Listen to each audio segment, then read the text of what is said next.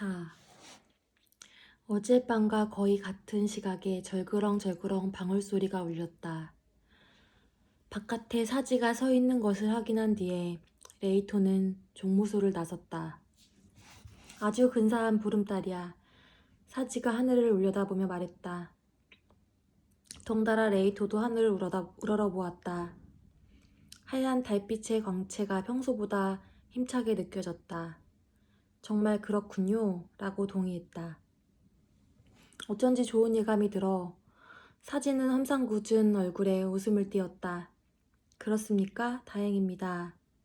딸에게서 뭔가 질문을 받았던 걸까? 확인해보고 싶었지만 어떤 식으로 물어봐야 좋을지 몰라 말을 꺼내지 못했다. 응, 왜 그래? 사지가 의아한 듯 물었다. 아무것도 아닙니다. 라고 레이토는 고개를 젓고 종이봉투를 내밀었다. 연소시간 약 2시간의 밀초가 들어있다. 준비는 다 해두었습니다. 사진님의 염원이 농나무에게 전해지기를 진심으로 기원합니다. 고마워라고 말하고 사진은 종이봉투를 들고 농나무 기념 입구를 향해 걸음을 옮겼다. 그 뒷모습을 배웅한 뒤 레이토는 종무소로 들어갔다. 평소 같으면 바깥에서 사지가 돌아올 때까지 기다렸을 테지만 오늘 밤은 생각한 게 있어서 안으로 들어갔다. 방에 불을 끄고 커튼 틈새로 바깥의 상황을 살펴보았다. 잠시 뒤 레이토가 예상했던 일이 일어났다. 경내에는 필요 최소한의 불만 켜두기 때문에 구석 쪽은 컴컴하다. 하지만 그 어둠에 섞여 들듯이 이동하는 사람 그림자를 확인할 수 있었다. 지그시 어둠을 응시한 덕분에 알아봤지만 평소 같으면 분명 못 보고 놓쳤을 것이다. 레이토는 종무소 문을 열고 밖으로 나왔다. 손전등을 들고 왔지만 물론 스위치는 켜지 않았다. 사람 그림자는 농나무 기념 입구를 지나 안으로 들어가고 있었다. 레이토는 발소리가 나지 않게 조심하면서 쟁걸음으로 그쪽으로 다가갔다. 비록 한 달밖에 안 되었지만 내내 여기서 지내왔기 때문에 어디에 무엇이 있는지는 대략 파악하고 있다. 어둠 속에서도 별다른 불편 없이 움직일 수 있었다. 순식간에 수상한 자의 등 뒤까지 따라붙었다. 어디쯤에서 말을 건넬까 하고 레이토는 생각했다. 파수꾼이라는 역할로 보자면 당장이라도 말을 해서 되돌아가게 해야 한다. 하지만 일이 어떻게 흘러가는지 보고 싶다는 구경꾼 같은 호기심이 발동했다. 대체 어떻게 할 작정인 걸까? 이윽고 덤불숲을 빠져나가 농나무 앞으로 나섰다. 달빛을 가려주던 것도 없어지면서 수상한 자의 모습이 뚜렷이 떠올랐다. 그 정체는 레이토가 예상한 대로 사지유미였다. 조금이라도 눈에 띄지 않게 할 심산인지 오늘 밤은 핑크색 파카가 아니라 검무스레한 재킷을 입고 있었다. 유미는 농나무 왼편으로 돌아 들어갔다. 달빛이 있다고 해도 발밑은 어둡다. 걸음걸이가 신중했다. 레이토가 2미터 거리쯤까지 접근했지만 그녀는 전혀 눈치채지 못한 것 같았다. 등 뒤까지는 신경 쓸 여유가 없는 것이리라. 어떤 타이밍에 말을 건넬까 하고 레이토가 망설이고 있는데 갑자기 유미의 몸이 휘청했다. 바닥에 튀어나온 뿌리줄기에 발이 걸린 모양이다. 균형을 잃고 아차 뒤로 넘어지려고 했다. 레이토는 급히 다가가 두 팔로 유미의 몸을 받쳤다. 그녀는 움찔 굳어버린 채 돌아보았다. 그 얼굴이 공포와 놀람으로 일그러진 것이 옅은 어둠 속에서도 뚜렷하게 보였다.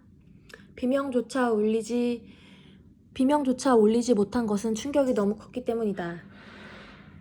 레이토는 자신의 입에 둘째 손가락을 대면서 농나무 쪽을 쳐다보았다. 나무 기둥의 동굴에서 밀초 불빛이 새어나왔다. 아무래도 사진은 이쪽의 상황을 알아차리지 못했는지 밖으로 나오는 기척은 없었다. 레이토는 유미를 일으켜준 뒤에 그녀의 얼굴을 들여다보고 천천히 고개를 저으며 온 길을 가리켰다. 빨리 돌아가라는 몸짓을 해본 것이다. 그 의도는 전해진 모양이었지만 그녀는 순순히 따르지 않았다. 못 본 척 해달라는 듯이 얼굴 앞에서 두 손을 맞댔다. 레이토는 망설였다. 이런 한밤중에 아버지를 미행해 온 것을 보면 뭔가 긴한 사정이 있는 것이리라. 아무래도 사지의 기념을 방해할 생각은 없고 뭘 하는지 살짝 들여다보려는 것뿐인 모양이다. 그런 정도라면 못 본 척 해줘도 괜찮지 않을까 하고 얼핏 생각했다. 하지만 혹시라도 사지에게 들키면 일이 커진다. 파수꾼의 역할이 뭐냐 라고 책임 추궁을 당할 수 있다. 그걸로 끝난다면 다행이지만 치우네에게서 말이 건너가기라도 하면 그야말로 큰 문제다. 그렇게 레이토가 고민에 빠져 있을 때였다. 흥. 억양을 붙인 기묘한 소리가 농나무 안에서 들려왔다. 레이토는 유미와 얼굴을 마주 보았다. 그녀도 놀랐는지 동그란 뜬 눈을 몇 번이나 끔뻑거렸다. 그대로 둘이 딱 굳어있는 참에 다시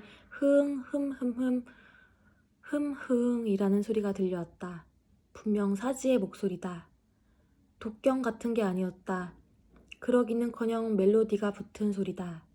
즉 명백히 콧노래인 것이다. 사지는 콧노래를 섞어가며 기념을 하는 걸까?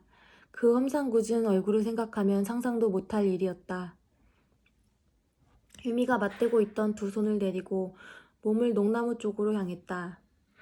본격적으로 접근하려는 것을 깨닫고 레이토는 그녀의 팔 위쪽을 잡았다. 유미는 비어있던 쪽 손을 얼굴 앞에 내밀고 꾸벅꾸벅 절하는 신용을 했다. 게다가 진짜로 잠깐만이라는 듯이 엄지와 검지로 2cm 정도의 간격을 만들어 보였다. 흥. 다시금 기묘한 콧노래 소리가 들려왔다. 어떤 노래인지는 전혀 알 수 없었다. 레이토는 유미의 팔을 놓아주었다. 그걸로 허락을 받았다고 생각했는지 그녀는 농나무의 동굴로 다가갔다. 제발 발소리는 내지 말아줘 라고 마음속으로 빌면서 레이토도 그 뒤를 따라갔다. 파수꾼으로서의 사명감보다 호기심이 앞섰다. 유미가 동굴 입구에 멈춰서서 살그머니 안의 기척을 살펴보기 시작했다. 레이토도 그 등 뒤로 다가가 목을 길게 뺐다. 밀초 불빛에 비친 사지의 모습을 확인할 수 있었다. 레이토와 유미가 서 있는 위치에서는 비스듬히 등 뒤쪽이 보인다. 사지는 손에 뭔가 들고 있는 것 같았지만 어두워서 무엇인지는 알 수 없었다. 빛을 내지 않는 걸 보면 스마트폰은 아니다. 흥. 콧노래 소리가 울린 뒤 사지는 고개를 갸웃거리며 답답하다는 듯 머리를 긁적였다. 크게 한숨을 내쉰다는 것을 등의 움직임으로 알았다. 레이토는 유미의 어깨를 슬쩍 쳤다. 이제 이 정도면 되지 않았느냐? 라는 뜻이었다. 의도가 전해졌는지 유미는 동굴 앞에서 물러섰다. 손전등으로 발밑을 비추며 온 길을 되돌아 나왔다. 둘 다 아무 말도 하지 않았다. 경내로 돌아온 다음에야 레이토는 이제 됐어? 라고 물었다. 유미는 불망스러운 표정으로 고개를 크게 가로저었다. 전혀. 저게 뭐지? 점점 뭐가 뭔지 모르겠네. 한밤중에 축어는 원래 저런 식으로 하는 거야? 나도 그런 얘기는 못 들었어. 기념하는 모습을 본 것 자체도 처음이고. 그 콧노래는 뭐지? 진짜 으스스하던데. 글쎄 나도 모른다니까. 그보다 넌 대체 뭐야? 밤에는 마음대로 들어가면 안 된다고 내가 말했잖아. 유미가 눈을 슬쩍 치켜뜨며 이쪽을 노려보았다. 자기도 뒤에서 들여다봤으면서. 그거야. 억울했지만 대꾸할 말이 없었다. 얼버무리려고 헛기침을 했다. 대체 무슨 사정인 거야? 우선 그 얘기부터 들어보자. 얘기하면 도와줄 거야? 내용에 따라 다르지. 얘기가 좀 길어질 텐데. 그래 뭐 하긴 그렇겠네.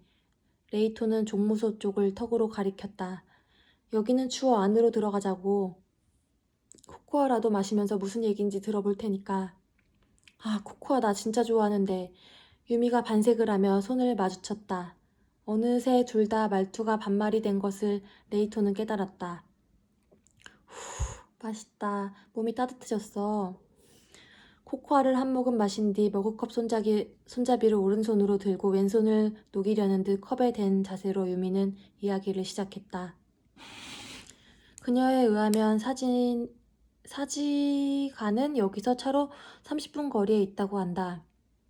사지 도시 아키는 부친의 대를 이어 건축사무소를 경영하고 있어서 부잣집이라고까지 할 수 있는지 어떤지는 모르지만 외동딸 유미로서는 어렸을 때부터 경제적인 면에서는 어려움을 느낀 적이 없었다고 한다.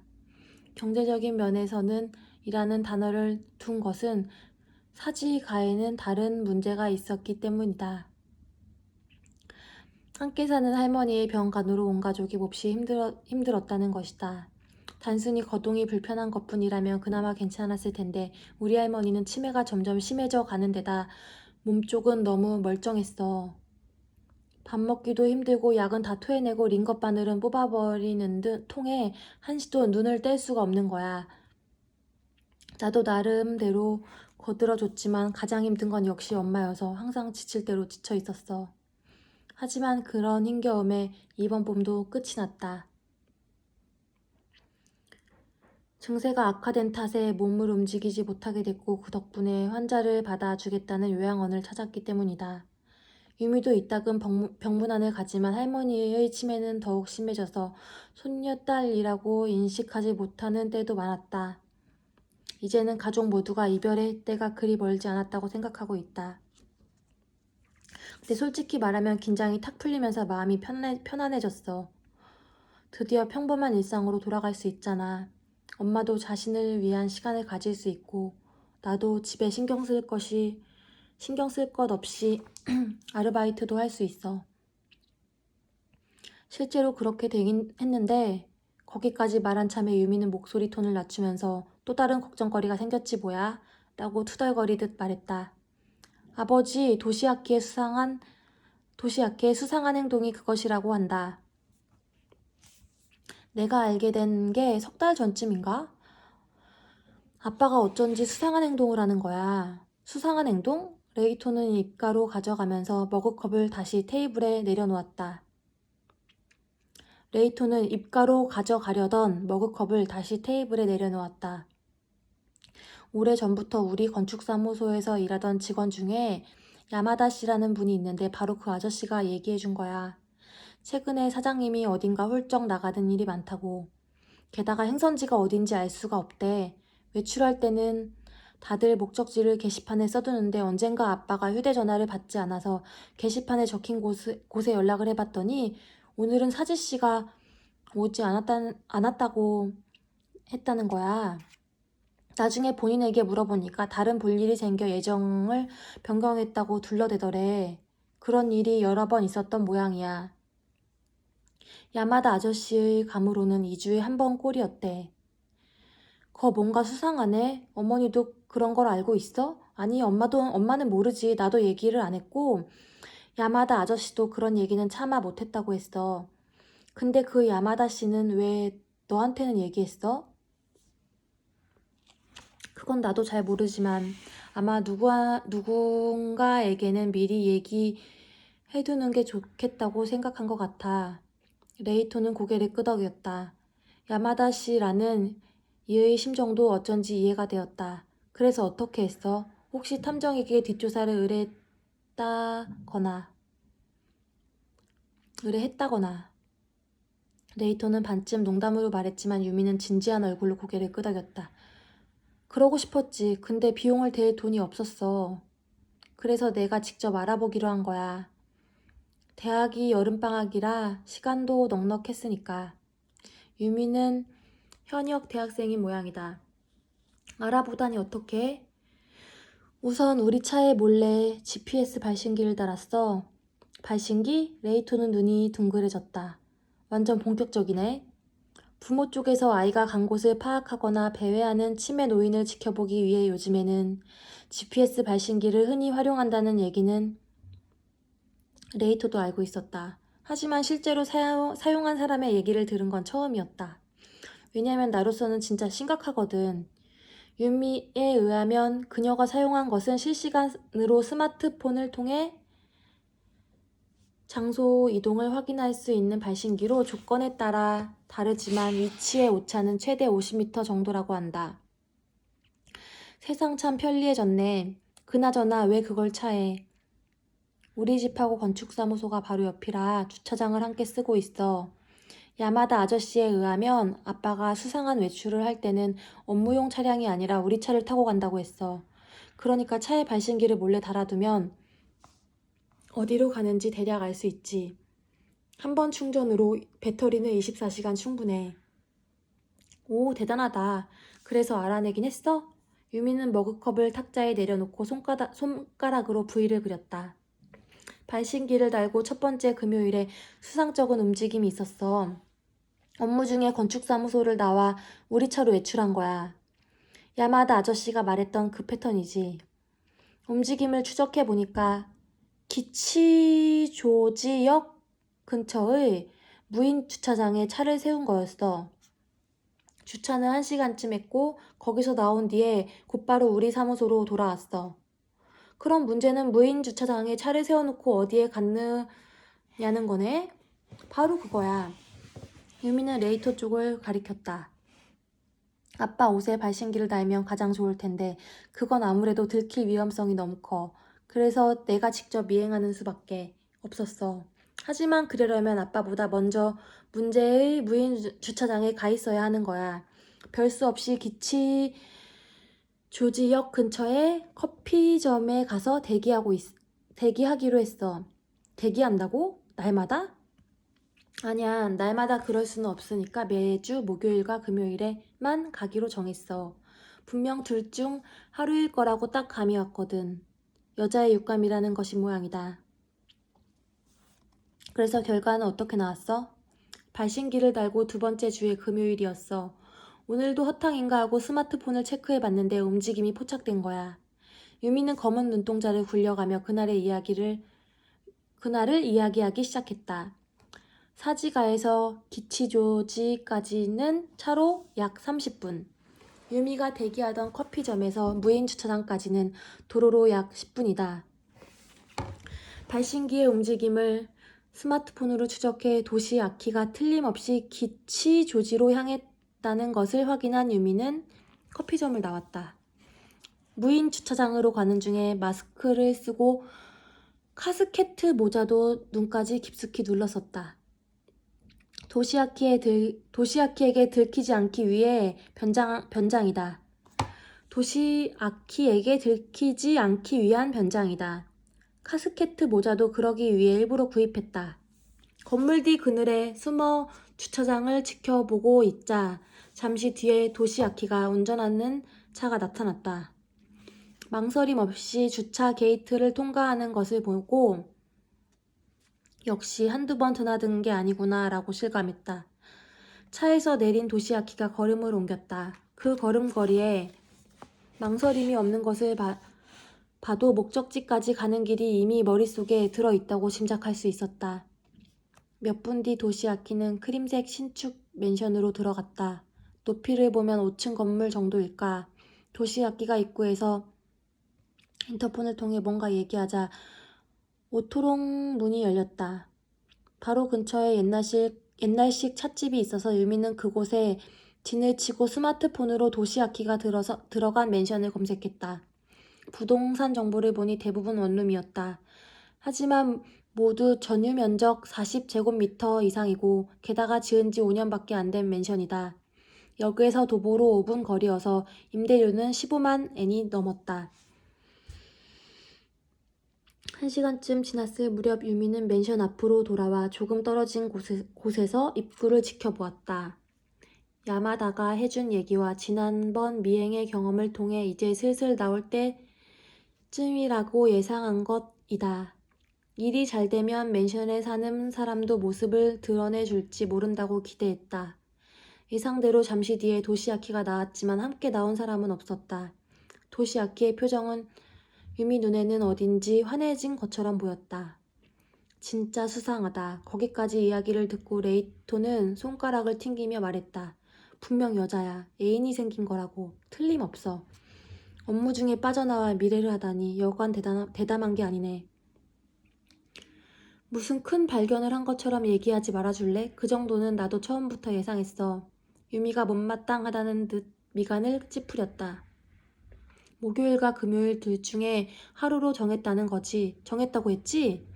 실은 양쪽 다 엄마가 외출하는 날이야. 목요일은 요가, 금요일은 꽃꽂이. 우리 차로 외출하는 걸 엄마에게 들키지 않으려면 바로 그날이라고 내가 딱 감을 잡은 거야. 그런 거였어? 그나저나 요가의 꽃꽂이라니 매우 우아하게 사시네.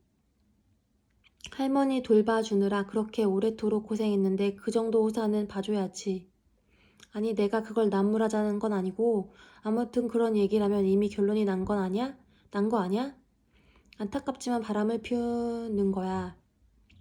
그 밖에 다른 건 생각할 수 없잖아? 물론 나도 그럴 가능성이 높다고 생각해. 그래서 더더욱 엄마에게는 차마 말을 못하겠어. 그리고 그런 거라면 엄마가 눈치채기 전에 얼른 증거를 잡아서 아빠를 다 잡아야 해. 그 여자와 당장 헤어지라고 할 거야. 유미의 다부진 말투에 레이토는 저절로 눈이 둥그레졌다. 자그마하고 단정한 얼굴과 가녀린 체격으로 봐서는 상상하기도 어렵지만 역시 콧대가 상당히 센 모양이다. 유미는 머그컵을 들어 코코아를 한 모금 마신 뒤에 고개를 갸우뚱했다. 근데 여벌 열쇠를 갖고 있지 않은 게 아무래도 이상해. 여벌 열쇠? 오토록을 열어달라고 입구 인터폰에 대고 얘기하고 있었어. 즉 아빠는 여벌 열쇠를 갖고 있지 않다는 얘기야. 사귀는 여자의 집이라면 보통 그런 경우는 없는 거 아닌가? 그건 그렇지. 아직 여벌 열쇠를 건네줄 만큼 깊은 사이는 아닌 건가? 레이토의 말에 유미는 머그컵을 탁자에 내려놓으면서 흥 하고 코웃음을 쳤다. 뭔 소리야. 그럴 리가 없잖아. 왜? 만일 사귀는 여자라면 그 맨션 임대료를 내주는 게 누구겠어. 당연히 우리 아빠지. 돈을 대주는데 여벌 열쇠를 안 주다니 그건 말이 안 되잖아. 아니 꼭 사지씨가 임대료를 내준다고는 할 수 없잖아. 유미는 어이없다는 듯 고개를 저으며 천장을 올려다보더니 다시 레이토에게 시선을 돌렸다. 당연히 아빠가 내겠지. 임대료뿐만이 아니야. 분명 생활비도 내줄걸? 그렇지 않고서야 어떤 여자가 그런 나이든 아저씨를 만나주겠어. 단호하게 내뱉었다. 돈 때문이 아니라 순수한 사랑으로 맺어진 사이인지도 모른다라는 반론을 레이토는 생각했지만 그런 말을 하면 더욱더 바보 취급을 당할 것 같았다. 어쩔 수 없이 그건 그런가 하고 한 발 물러섰다. 하지만 일부러 여벌 열쇠를 안 갖고 다닐 가능성도 있잖아. 유미나 어머니에게 들키면 큰일이니까. 드디어 그럴싸한 추리를 하시네. 유미가 한숨을 섞어 말했다. 그래, 그건 그럴 수도 있어. 하지만 여자를 숨겨둔 남자라면 분명 독점욕도 강하고 질투심도 강할 게 틀림없어. 여자가 자기 외에 다른 남자를 그 집에 들이지 못하게 항상 여벌 열쇠를 갖고 다닐 게 뻔해. 지나치게 단정적인 말이라고 레이토는 생각했지만 어딘가 일리가 있다는 느낌도 들었다. 그럼 유미는 아버지가 만나는 상대가 여자가 아닐지도 모른다고 생각하는 거야? 아직 단언할 순 없어. 일반적으로 보면 불륜일 가능성이 가장 높아. 근데 방금 말했던 것처럼 여벌 열쇠 문제를 생각하면 그런 게 아닐지도 모른다는 느낌도 든다는 거야. 여자가 아니라면 대체 뭘까? 그걸 모르겠으니까 추적하고 있는 거지. 그리고 아빠의 행동에서 마음에 걸리는 게 또 한 가지가 있었어. 아빠가 원래 회식이나 접대로 밤에 나가는 일이 많은데 그런 때는 대부분 술에 취해서 들어와. 당연히 차는 집에 놓고 가지. 근데 요즘 한 달에 한두 번꼴로 차를 갖고 외출하는 거야. 게다가 돌아와서도 술 냄새를 풍기지 않아. 술을 못 마시는 거래처 사람을 만났다고 얘기하는데 그 상대의 이름은 분명하게 말하지 못했어. 뭔가 이상해서 매번 하던 대로 GPS 발신기로 행선지를 추적해봤어. 그랬더니 어디에 다녀온 줄 알아? 우선은 라면집, 그리고 그 다음은 영화관이었어. 그게 뭐야? 라면집에서 끼니를 때우고 혼자 영화를 보러 간 것뿐이었어? 그런 거 아니야. 그런 거 아니야. 아직 그 다음이 있어. 영화관을 나온 건 오후 9시 반쯤이야. 그리고 그 뒤에 다시 간 곳이 있었어. 나는 전혀 예상도 못했던 곳이야. 그녀가 무슨 말을 하려는지 퍼뜩 깨달았다. 레이톤은 손끝으로 바닥을 가리켰다. 혹시 그 행선지가 거대한 농나무가 있는 한적한 신사? 유미는 크게 고개를 끄덕였다. 라면집과 영화관은 단순한 시간 때우기였던 것 같아. 한밤중에 집을 나오면 엄마나 내가 수상해야 할 테니까 좀 앞당겨서 저녁 때 나온 거야. 인터넷으로 검색해 봤더니 월양 신사는 일부 심령 마니아들에게 꽤 인기 있는 파워 스폿이었어. 정확하게는 경내의 거대한 나무 안에 들어가 소원을 빌면 이루어진다나? 하지만 아빠가 왜 이런 곳에 드나드는지 도통 알 수가 없는 거야. 딱히 신앙심이 깊은 사람도 아닌데 게다가 이런 한밤중에. 그래서 뭘 하는지 알아보려고 아버지 뒤를 밟아 여기까지 오게 됐다라는 거야?